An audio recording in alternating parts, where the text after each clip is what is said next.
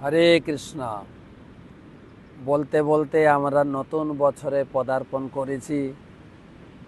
আর নতুন বছরের এই বৈশাখ মাসের প্রথম একাদশী, নতুন বছরের নতুন এবং প্রথম একাদশী।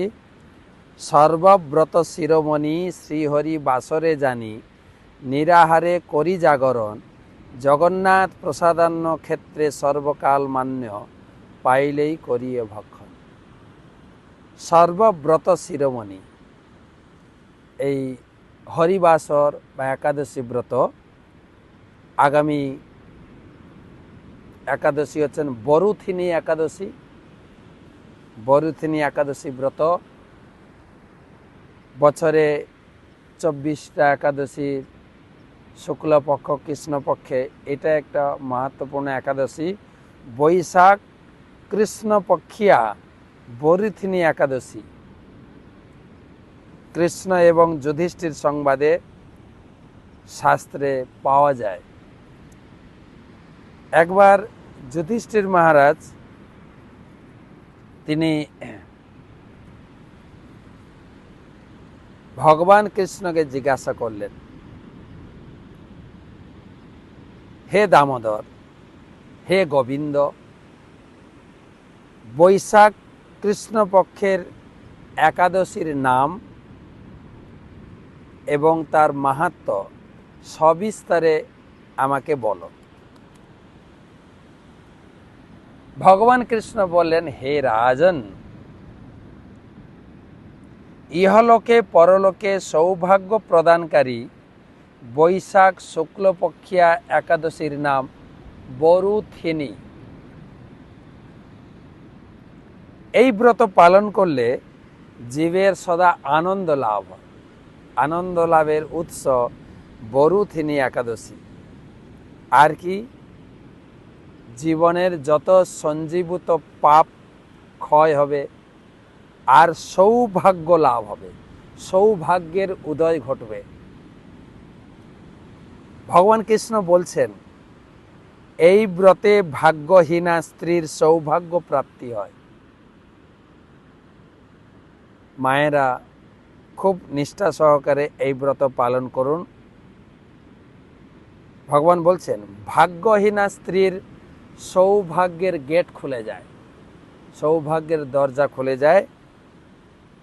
মনুষ্য মাত্রই ইহপর উভয় লোকে, ইহজগৎ আর পরজগৎ, ইহজীবন পরজীবন উভয় লোকে সুখ সমৃদ্ধি লাভ করে এবং জনম মরণ মালা হইতে মুক্ত হয় এবং পাপ শূন্য হয়ে ভক্তি বৃদ্ধি হয়। মাধব তিথি ভক্তি জননী যতনে পালন করি, এই একাদশীও সেটাই ভগবান বর্ণনা করছেন। সৌভাগ্যের উদয় হবে, এই জীবনে সুখ লাভ হবে, পরের জীবনে দিব্য আনন্দ প্রাপ্ত হবে।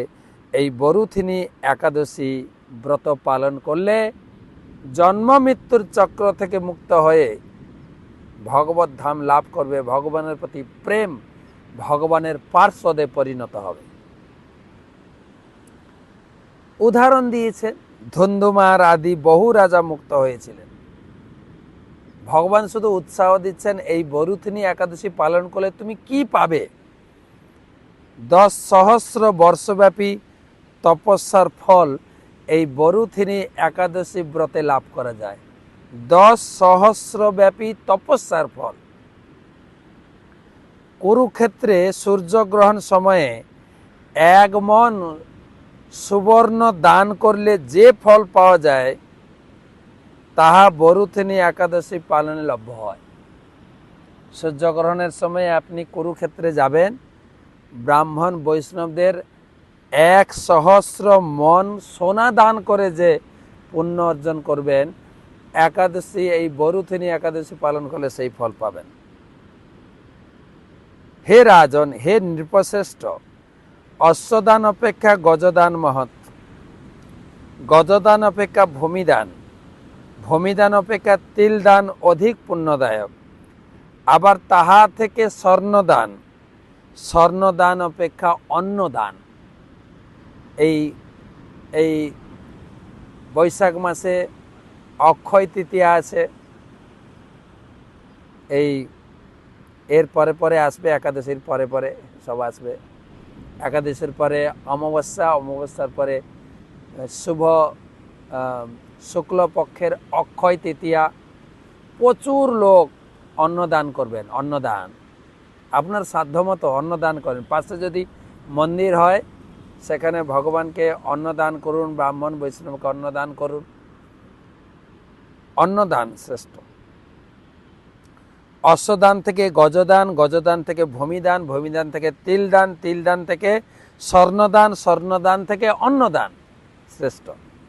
অন্নদানের মতো শ্রেষ্ঠ দান আর নেই। হে নৃপশ্রেষ্ঠ, পিতৃলোক, দেবলোক, মনুষ্যলোক অন্নদানেই তৃপ্ত। অন্নদানের মহিমা খুব বড় আকারে করা হয়েছে।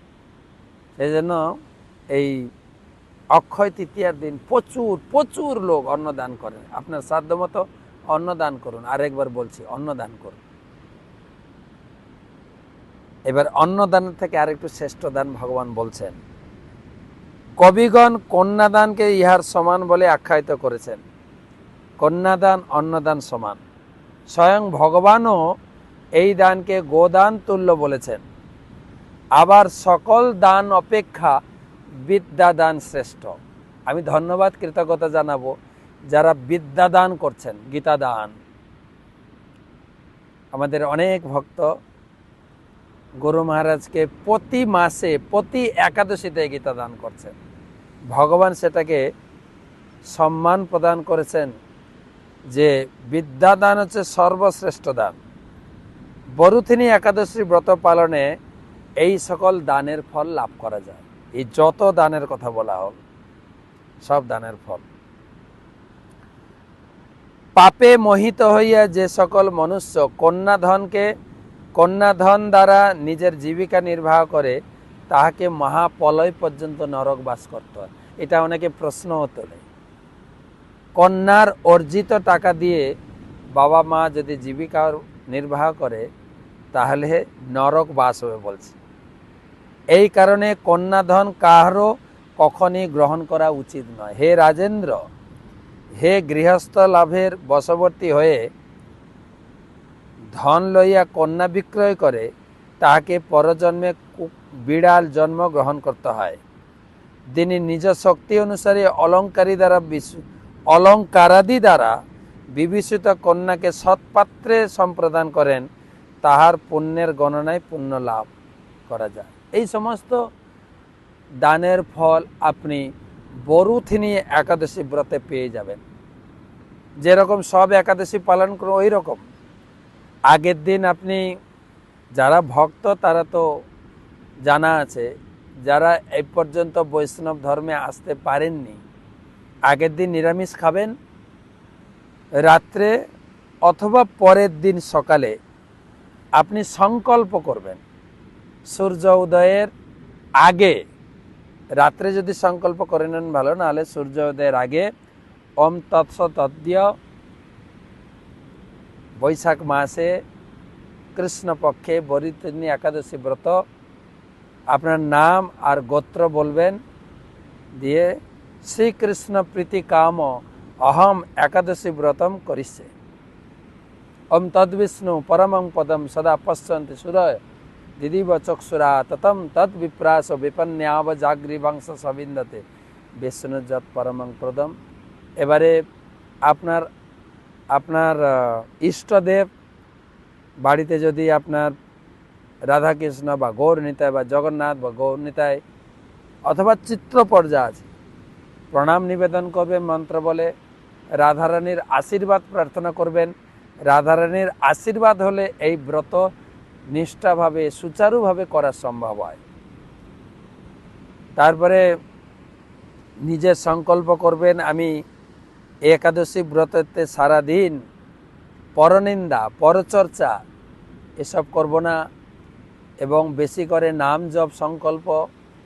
সেই সঙ্গে আপনি গীতা ভাগবতম কতটা অধ্যয়ন করবেন, কতটা ভগবানের কথা কীর্তন শোনাবেন লোককে, ভগবানের ভালো করে সিঙ্গার ভগবানের জন্য সুন্দর করে ভোগ রন্ধন, আপনার উপবাস, ভগবানের তো উপবাস নেই। তো ভালো করে আরতি করবেন, সারাদিন কেটে যাবে। এবার রাত্রে ভগবানের সন্ধ্যা আরতি আহ্নিক আদি করে রাত্রি জাগরণ করবেন, যদি সম্ভব হয় নির্জলা রাত্রি জাগরণ। না হলে সারাদিন উপবাস থেকে সন্ধ্যায় গ্রহণ করতে পারেন, অথবা তা না পারলে জল, জুস, পানীয় আদি গ্রহণ করতে পারেন। আর তা না হলে অনুকল্প প্রসাদ, ফলমূল, যে সমস্ত সবজি অনুমোদিত আছে, যেরকম পেঁপে, কাঁচকলা, আলু, বাদাম, এখনকার নতুন সবজি কি বলে, এঁচড়, আপনি হালকা ঘি দিয়ে সবজি বানিয়ে আপনি পাবেন। আর যারা ওষুধ নিতে হয়, ঔষধ গ্রহণ করতে হয়, তাদের তো বলাই আছে ঔষধ অবশ্যই নেবেন, অনুকল্প প্রসাদ নেন। তারপরে পরের দিন সকালে পারণের সময় দেখে, পঞ্জিকাতে, যাদের কাছে পঞ্জিকা নেই, বিশেষ করে যারা ভারতে আছেন, পারণের পঞ্জিকা পাঠিয়ে দেব। যদি চান আমাকে লিখবেন, হোয়াটসঅ্যাপে সফট কপি পাঠিয়ে দেব।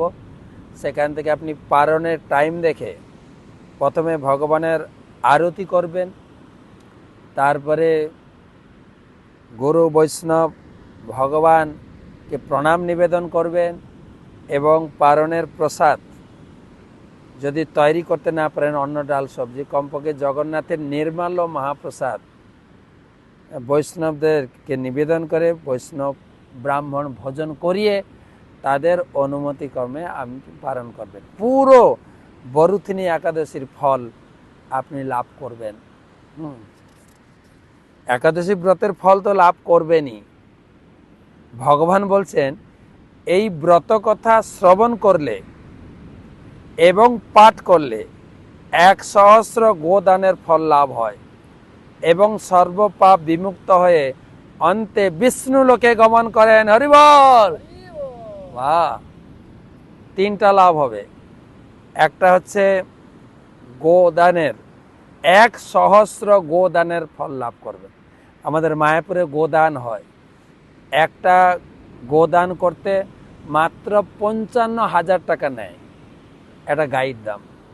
আর এখানে বরুথিনী একাদশী পালন করলে 1,000 গোদানের ফল লাভ করবেন, সর্বপাপ থেকে বিমুক্ত হবেন, এবং বিষ্ণুলোকে গতি। ব্রত তো পরে করবেন, শুধু একাদশী মাহাত্ম্য শুনলেই এতটাই লাভ। ভগবান কত কৃপালু, জীবেদের উদ্ধার করার জন্য কত পন্থা অবলম্বন করেছেন, কত সুযোগ দিয়েছেন। আর চৈতন্য মহাপ্রভু এটাকে বিস্তার আকারে প্রচার করেছেন। তাই এ জীবনে চৈতন্য মহাপ্রভু প্রদর্শিত পন্থা অনুসরণ করে যদি আমরা মুক্তি লাভ করতে না পারি, জীবনকে ভগবানের চরণে সঁপতে না পারি, ভগবত ধামে ফিরে যেতে না পারি, তাহলে আমরা অনেকটাই লস করে ফেলব। তাই আগে থেকে আমরা প্রস্তুত নিই, বরুথিনী একাদশী ভালো করে পালন করব। যদি কোনো প্রশ্ন থাকে এই একাদশী পালন সম্পর্কে আমার হোয়াটসঅ্যাপ নাম্বারে ফোন করবেন। আমি আপনাদের এই একাদশী ব্রত পালনে সর্বাত্মক্রমে আপনাকে সাহায্য করব। হরে কৃষ্ণ।